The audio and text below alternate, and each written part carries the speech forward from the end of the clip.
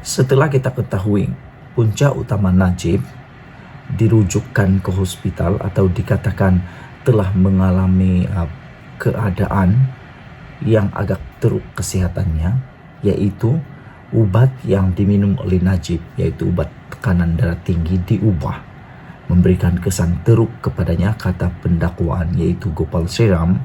Hari ini KKM tampil melalui ketua pengarah kesehatannya yaitu Dr. Nur Hisham memberi penjelasan berkaitan ubat yang diminum oleh Najib. Dr. Nur Hisham berkata, ubat untuk Najib sama jenis dalam senarai ubat-ubatan KKM, katanya. Jenis-jenis ubat yang diberikan kepada Najib Razak semasa kemasukan ward sama jenisnya dan dalam senarai ubat Kementerian Kesehatan KKM, kata Ketua Pengarah Kesehatan Dr. Nur Hisham Abdullah. Keadaan beliau juga sihat sebelum dibenarkan discharge daripada Hospital Kuala Lumpur. Katanya merujuk keadaan kemasukan Najib ke pusat perubatan itu pada 9 September. Perbicaraan kes Najib bagi pertuduhan menyeleweng RM2.3 bilion dana 1MDB di Mahkamah Tinggi di Kuala Lumpur hari ini disingkatkan kerana dia memerlukan rawatan perubatan setelah ubat darah tingginya memberinya kesan buruk. Timbalan Pendakwa Raya Kanan Gopal Sriram yang mengetuai pasukan pendakwaan memberitahu Hakim Collins Lawrence Sukera bahawa dia dimaklumkan oleh pegawai Jabatan Penjara Kajang mengenai keadaan kesihatan Najib yang agak teruk. Ubat tekanan darah tertuduh telah ditukar dan ia memberi kesan buruk kepadanya, kata mereka.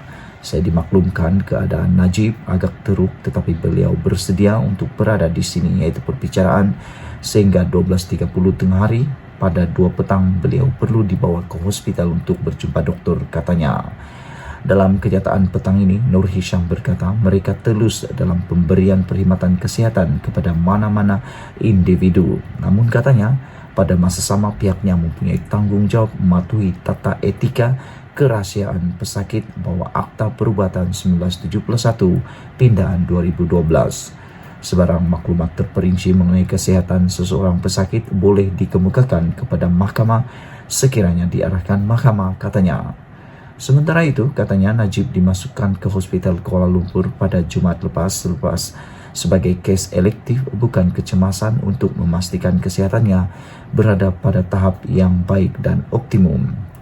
Katanya, pemeriksaan dan ujian berkaitan dijalankan oleh pakar-pakar perunding kanan bertauliah yang terdiri daripada ketua-ketua perkhidmatan klinikal bagi bidang masing-masing.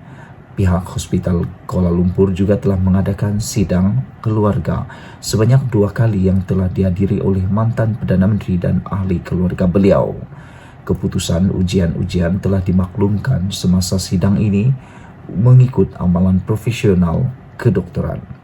Mereka juga telah dimaklumkan mengenai keputusan sebulat suara pakar-pakar perunding agar beliau dibenarkan untuk discharge dari Hospital Kuala Lumpur, katanya.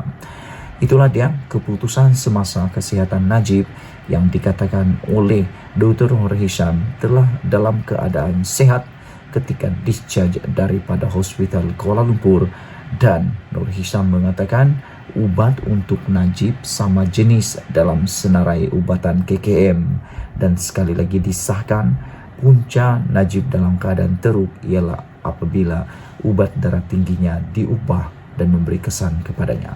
Sekian dulu untuk kali ini. Jangan lupa tinggalkan komen Anda, tekan butang subscribe. Malaysia kita punya, kita jaga sama-sama, cintai Malaysiaku. Bye-bye. Belum sampai sebulan Najib di penjara Kajang, Najib sudah mengalami pelbagai jenis masalah kesehatan penyakit yang agak teruk. Pagi ini kita dikejutkan apabila dikabarkan Najib di penjara Kajang keadaan agak teruk, perlu ke hospital, kata pendakwa raya, berlaku pada 12 September yang lepas. Menjadi persoalan aku ialah sejauh mana ketahanan tubuh Najib, mental Najib berada di penjara Kajang untuk melalui lebih 12 tahun. Ini baru satu perbicaraan Najib yang selesai, yaitu kes SRC internasional. Bayangkan Najib perlu melalui 4 lagi kes. Kalau semuanya dijatuhi hukuman bersama, berapa tahunkah Najib akan berada di penjara dan melalui saat-saat getir, saat-saat sakit seperti ini? Mampukah Najib melaluinya sehingga selesai? Kerana dikabarkan keadaan kesihatan Najib teruk, kata pendakwa raya. Mahkamah Tinggi pada pagi kemarin dimaklumkan bahawa Najib perlu dihantar ke hospital pada jam 2 petang kerana keadaan kesihatannya dilaporkan agak teruk. Timbalan pendakwa raya Gopal Sriram memaklumkan kepada Hakim Perbicaraan Collins Lawrence Sukera bahawa perbicaraan penyelewengan dana 2.28 bilion milik 1MDB yang dihadapi Najib hari ini terpaksa ditangguhkan awal kerana keadaan kesihatan bekas Perdana Menteri itu. Menurut Sriram, seorang pegawai penjara Kajang memaklumkan kepada pihak pendakwaan bahawa perkara itu berkaitan dengan ubat tekanan darah Najib yang telah diubah. Saya dimaklumkan oleh jawatan penjara bahawa ubat tekanan darah tinggi tertuduh ditukar dan ia menyebabkan kesan teruk kepadanya. Wow. Rupa-rupanya punca utama keadaan Najib sakit teruk di hospital, keadaan teruk Najib di penjara Kajang ialah kerana ubat tekanan darah tinggi Najib diubah dan ditukar.